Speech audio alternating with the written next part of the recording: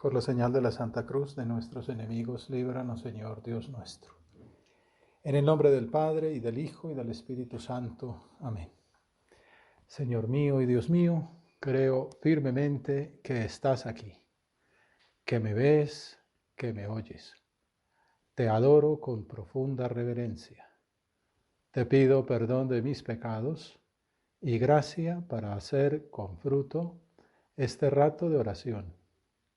Madre mía Inmaculada, San José, mi Padre y Señor, Ángel de mi guarda, interceded por mí. 50 días después de la Pascua celebramos Pentecostés, como hicimos la semana pasada, y ya regresamos al tiempo ordinario. En esta ocasión nos tocó retornar a la semana octava, pero siempre está previsto que el siguiente domingo después de Pentecostés, como anunciamos el domingo anterior, como yo lo veo un poco como que la iglesia quiere seguir en fiesta, ¿no? y seguirnos centrando en esos misterios centrales de nuestra fe. Entonces, Pascua, Ascensión a los 40 días, Pentecostés a los 50, domingo siguiente, solemnidad de la Santísima Trinidad. Luego vendrá el Corpus Christi. En Colombia, más adelante, la fiesta de nuestro Señor Jesucristo, sumo y eterno sacerdote, que ya veremos que todo esto es una continuación de esa idea de que el Señor está cerca. Siempre esta fiesta es una maravilla, pero pensar en este misterio es un poquito difícil. Pues, bueno, un poquito, la gente se reirá. Es muy difícil, ¿no? Y en la materia que se estudia en los estudios teológicos es densa y grande y gorda. Y un examen difícil. Yo todavía recuerdo mi primer parcial de eso, fue bastante sufridor. Y, y bueno, pero ya gracias a Dios ahora ya es disfrutarlo, ¿no? No sufrirlo, sino disfrutarlo. San José María en los últimos años de su vida repasaba una y otra vez tratados teológicos sobre la Santísima Trinidad. O sea que se preparaba para la muerte también. Ir meditando es que es lo más grande que puede uno meditar, ¿no? El misterio de Dios. Cuenta don Álvaro del Portillo que el amor le impulsaba a conocer a Dios con más hondura. Sí, en el fondo es eso, ¿no? Pues uno quiere conocer al amado. Cuando uno quiere una persona, pues quiere saber de su familia, de dónde vivió antes, y ver fotos de cuando era pequeña. Bueno, todo le atrae, todo le interesa. Y el amor de Dios también tiene que ser así.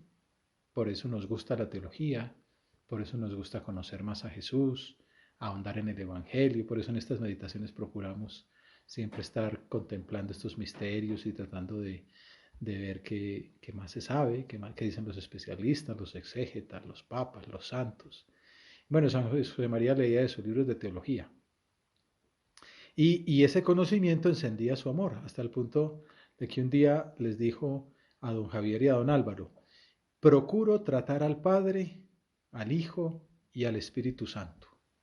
Es como una necesidad imperiosa, porque si no, no encuentro sentido a la vida.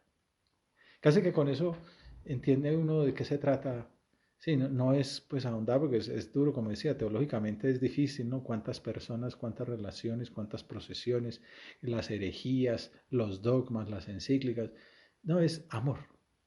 Señor, quiero conocerte mejor y quiero tratarte. Tratar al Padre, tratar al Hijo, tratar al Espíritu Santo, sentir la necesidad.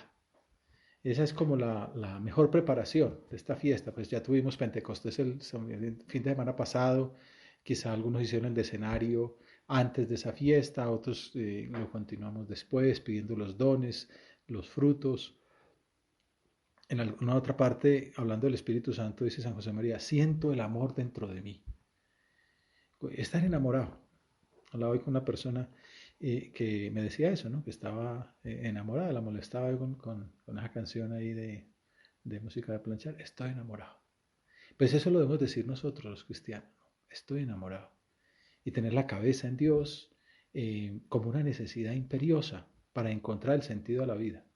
Uno puede pensar: ¿de dónde tengo la cabeza yo? Cuando voy por un pasillo, o cuando estoy montando bicicleta, o cuando estoy manejando el carro. ¿En qué estoy pensando? puede no estar pensando en la situación nacional, puede no estar pensando en la plata, puede no estar pensando dónde tengo el corazón, o puede no estar pensando en Dios, puede estar rezando el rosario. Bueno, que sintamos esa necesidad imperiosa y que esta fiesta nos ayude a entrar por ese camino de decir, siento el amor dentro de mí. La Santísima Trinidad no está solamente en el cielo, cuando uno es pequeñito también. Eso como que eh, es una dificultad quizá epistemológica. El cielo, entonces el cielo es el firmamento, entonces uno imagina a Dios por allá lejos, como dice Camino, ¿no? Sí, la estratosfera, pero es preciso convencerse de que Dios está dentro de mí. El Padre, el Hijo, el Espíritu Santo, en el alma en gracia, están ahí. Entonces, el Espíritu Santo es mi templo, el Hijo, pues es mi modelo, lo tenemos en la Eucaristía, el Padre es mi papá, Abba Padre, entonces pues ahí se trata de...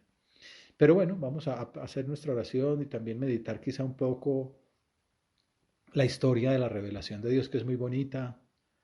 Estuve leyendo en estos días, me sirvió mucho un tratado de teología, donde va mostrando cómo se va revelando el Señor, cómo se va manifestando. Es que no es fácil tampoco para la mente humana ir captando esa grandeza de Dios. También se entiende pues que a algunos les cueste comprenderlo. Dios se manifiesta en primer lugar en la creación. Eh, por ejemplo, San Francisco de Asís decía eso tan bonito, ¿no? Que veía flores en el camino, flores silvestres, y decía, no, no me gritéis que Dios existe, que yo ya lo sé. O cuando uno estudia filosofía un poquito, la famosa teodicea o teología natural es cómo a través, ya lo dice San Pablo, a través de las realidades creadas uno llega al Creador, por analogía, bueno. Por eso todo ser humano siente como esa atracción hacia la trascendencia, esa nostalgia del paraíso original. A mí me gusta mucho estudiar este tema, un poquito también como para explicarlo, para hacer fácil el paso pues, a la creencia, a la fe. Tú, Señor, te revelas, ¿no? En primer lugar como un solo Dios, es como la primera gran luz. Y hay mucha gente que estudia y dice que sí, que esas primeras religiones primitivas, aunque haya politeísmos, en el fondo siempre hay, no sé, el ejemplo de Grecia, ¿no?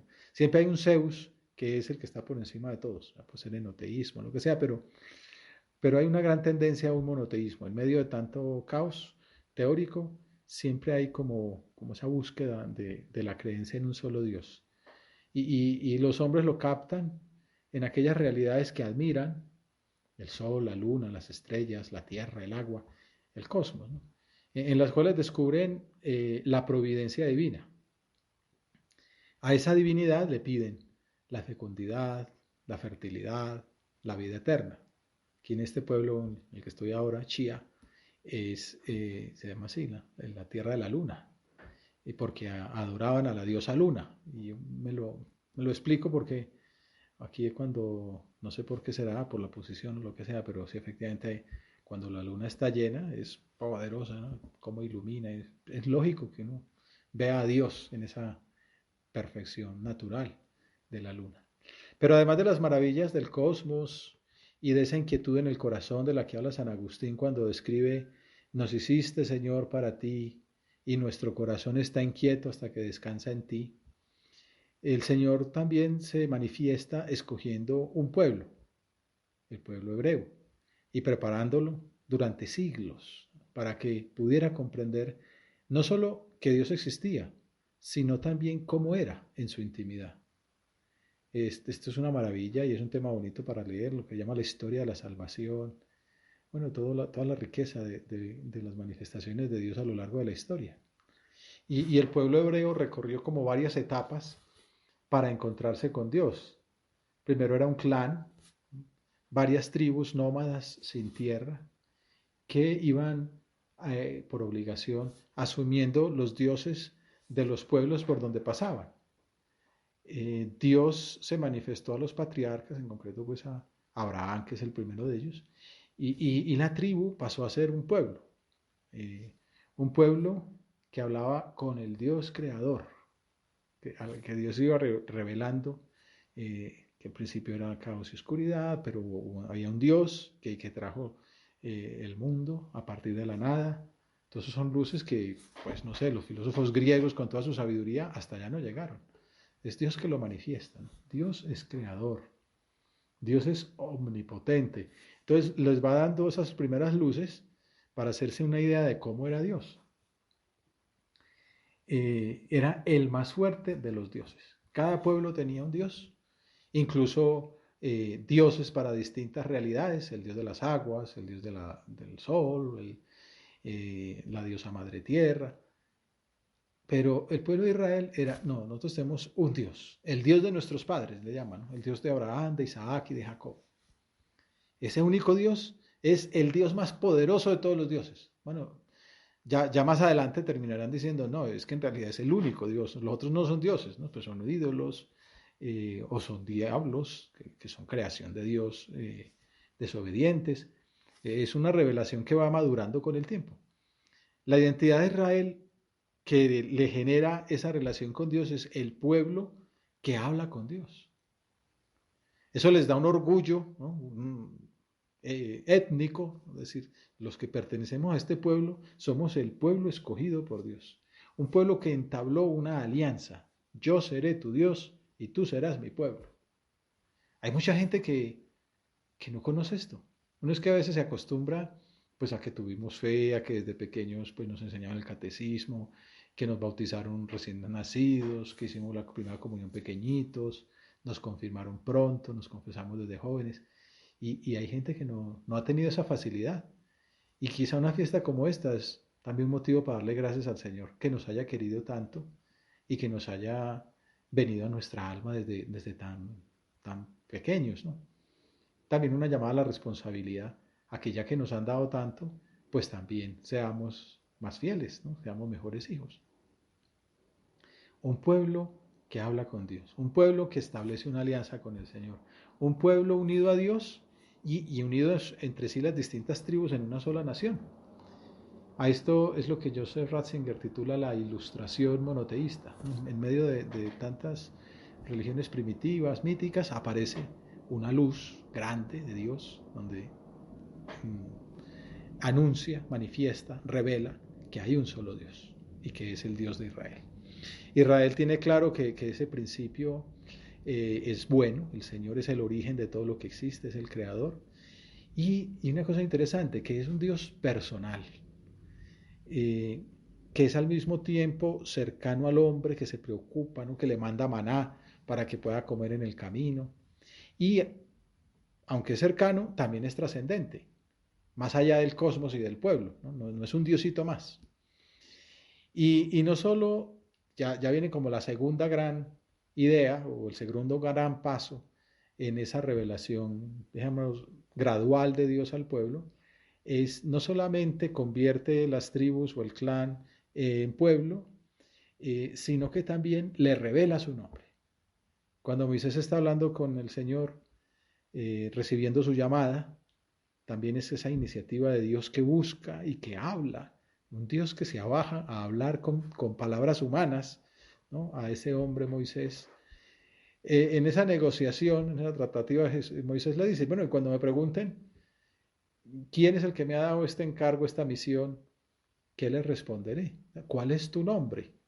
Ojo que esto del nombre, pues nosotros parece muy normal. ¿Cómo te llamas? Ah, no, pues fulanito.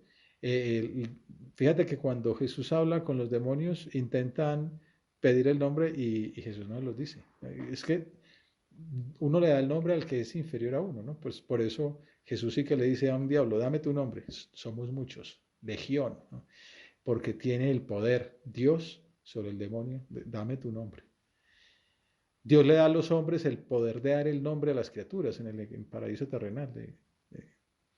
Bueno, pues Moisés se atreve a pedirle el nombre al Señor. Y el Señor se abaja. Ese es como, digamos, casi que podría ser uno de los puntos centrales de la meditación de la Trinidad. Ese abajamiento, esa humildad de Dios para, pues primero, pues para crearnos y luego para perdonar el pecado original y luego para dejar en el hombre esa nostalgia, esa ansia de Dios y luego para manifestarse y revelarse en esta gradualidad que vamos viendo hasta escoger un pueblo y hasta darle su nombre. O sea, bajarse, hacerse, ponerse en nuestras manos. Y le dice, yo soy el que soy. Ya ve. Antes llamaban Elohim, es como el nombre de los dioses en general. aunque también se podría decir que fuera un plural majestático. O sea, que entre otras cosas sí habla de un Dios personal, ¿no? Un Dios colectivo. No es un Dios de una tierra, un Dios de un espacio, sino el nombre que se le daba en esa zona al Dios colectivo, ¿no? Entonces es el primer nombre que escogen para Dios, Elohim. Pero el Señor le dice a Moisés, diles que Yahvé te ha llamado, ¿no? Espero que no haya ningún judío escuchando esta meditación porque esta palabra no se puede pronunciar. Y nosotros procuramos no decirla tampoco por respeto a ellos, decimos el Señor. Pero que diga, yo soy el que soy. A la otra les conté que alguien en un examen puso, yo soy así. No, yo soy el que soy, Yahvé. Que además puede traducir también, yo estoy siempre con ustedes, en el fondo, ¿no? Yo soy el que soy y siempre seré y yo estaré con ustedes protegiéndolos y custodiándolos. Diles que yo soy es el que te ha llamado. Luego, además, cuando esto se tradujo al griego, en la Septuaginta, cuando se llevó la Biblia a la Biblioteca de Alejandría, se puso con un sentido metafísico que tenía Platón, que es lo que después le sacará tanto jugo Santo Tomás de Aquino. Así, ¿no? Este Dios es el que cumple todas esas leyes de la metafísica, es el ipsum esse subsistens, el mismo ser subsistente, el acto puro de ser, bueno, las riquezas que se estudian ahí en Teodicea muy bonitas, el que es, el que es, el que estará con ustedes.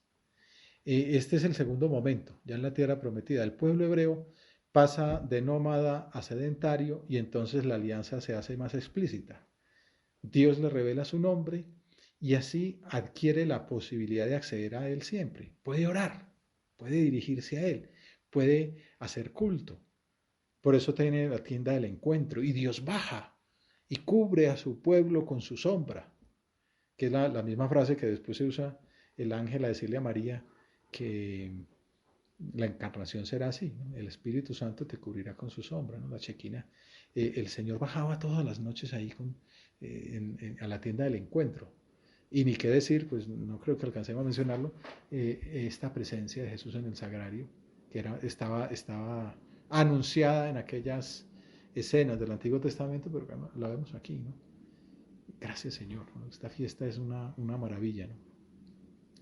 Luego llegamos al tercer paso, que es ya el pueblo establecido en Jerusalén, la monarquía, que no dejaba de tener el peligro de, sobre todo como los descendientes de David, como que la fuerza del pueblo estuviera en las instituciones, ¿no? En que somos un pueblo, tenemos un rey como lo tienen los demás.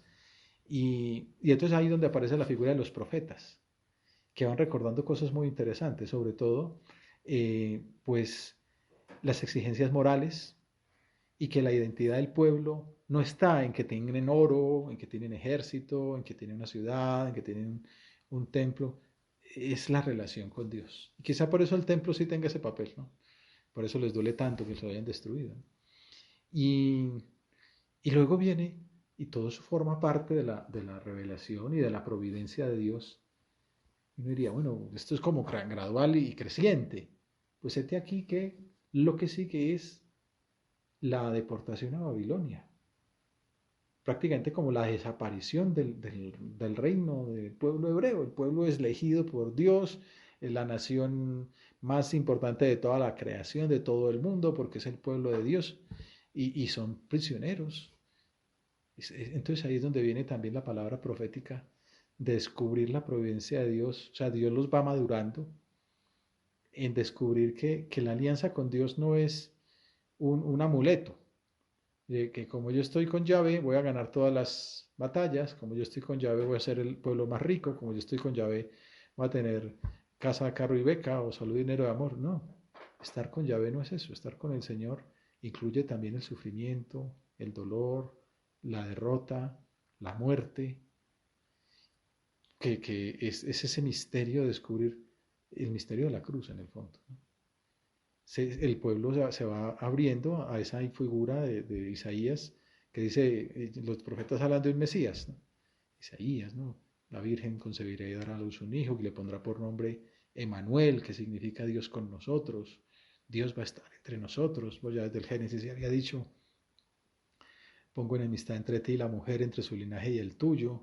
Ella te aplastará la cabeza. Bueno, había un Mesías, varios anuncios de un Mesías, etcétera. A David se le había dicho que su reino no tendría fin, su hijo, uno de sus descendientes, pues tendría el báculo, el cetro. Pues Isaías dice, sí, pero ese Mesías será un siervo sufriente, será llevado como una oveja al matadero. Puedo contar todos mis huesos, dice un salmo, ¿no? ¿Por qué me has abandonado? Pueblo mío, ¿qué te hice? ¿Qué te encontré?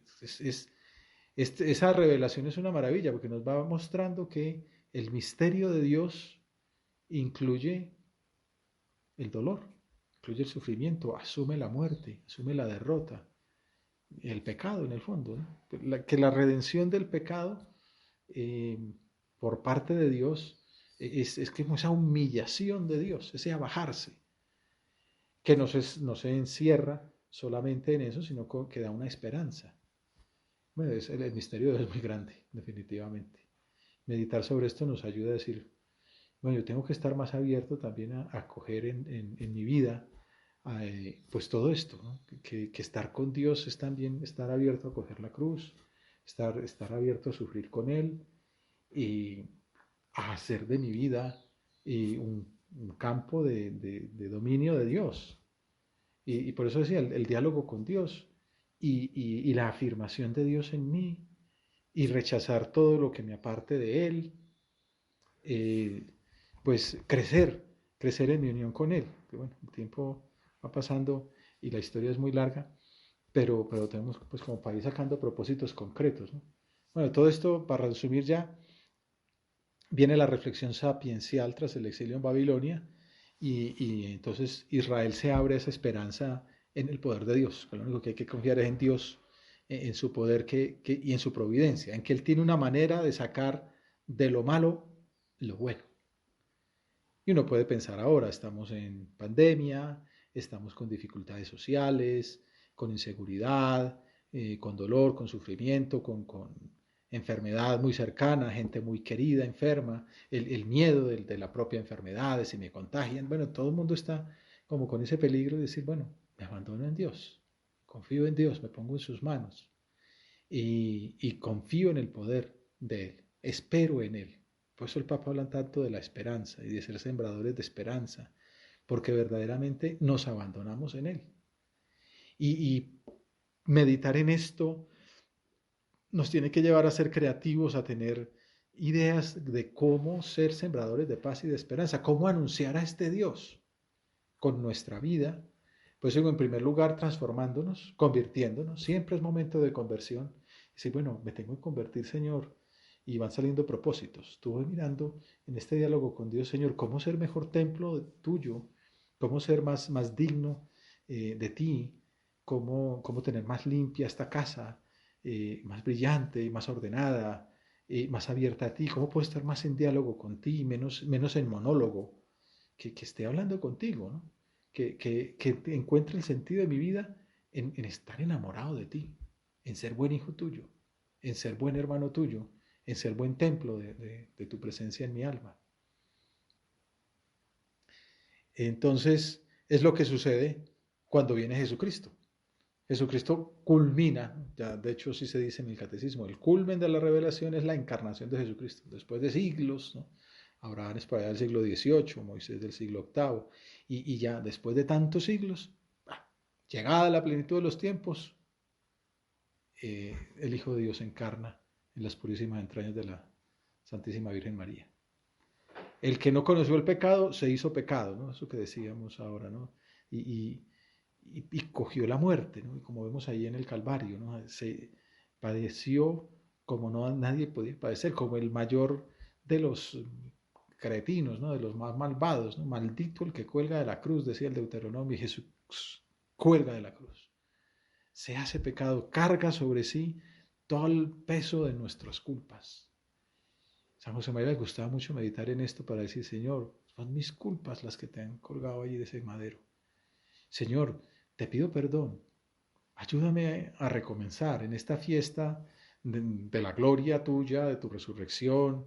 El Evangelio es justamente en Galilea, justo antes de ascender al cielo, cuando nos das esa misión de ir por todo el mundo y anunciar el Evangelio, y bautizar en el nombre del Padre y del Hijo y del Espíritu Santo. Entonces nos llenamos de gozo y de responsabilidad, de compromiso con esta misión que tú nos das. Decimos, bueno, Señor, pero no puedo ser un funcionario, un burócrata que cumple un papel que le asignaron, sino tengo que ser otro Cristo. Tengo que ser, bueno, no es que tengo como una obligación pesada o que sea una cosa de fruto de mi voluntad. Tú quieres, Señor, que yo sea espejo tuyo, que yo sea como un modelo, es lo que hacen los santos, ¿no? Yo tengo que ser santo, tú quieres que yo sea santo, me das la gracia para ser santo. ¿Y qué es ser santo? Pues ya sabemos, ¿no? No es ahí haciendo caritas, sino es transparentarte a ti, quitar los obstáculos que hay en mi vida para que los demás tengan un verdadero testimonio. Qué maravilla, ¿no? Los papas cuando hablan de esto, Benedicto XVI, Francisco, que he estado leyendo estos días sus homilías muy bonitas en esta fiesta, dicen eso, pues Dios manifiesta no solamente que existe, sino cómo es.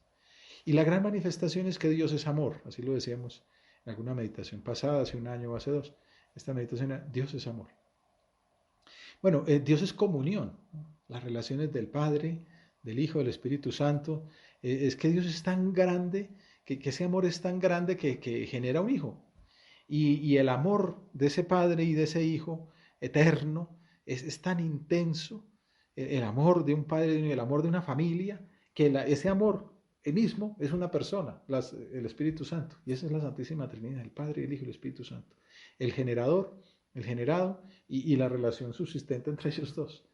Bueno, pues eso es lo que se estudia en la teología, que es muy grande y muy bonito, pero es comunión, misterio de comunión, misterio de unidad y diversidad, siendo cada uno distinto, ¿no?